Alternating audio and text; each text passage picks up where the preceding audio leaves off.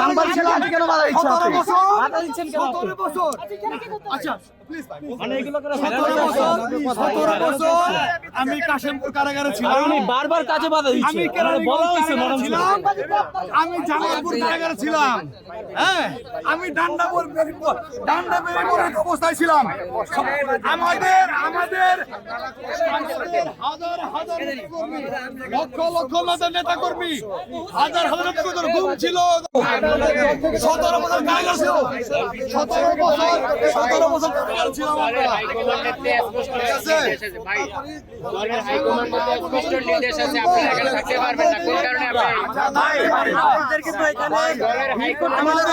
অসুস্থ, দোয়া করবেন তার জন্য। ঠিক আছে, তার জন্য দোয়া করবেন।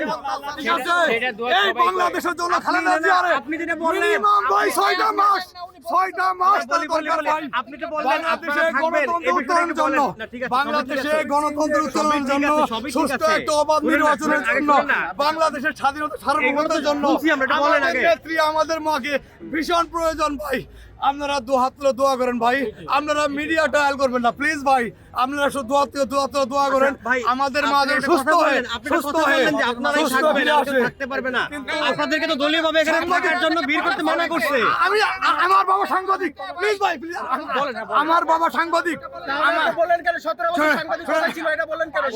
ওটাকে অনেকেই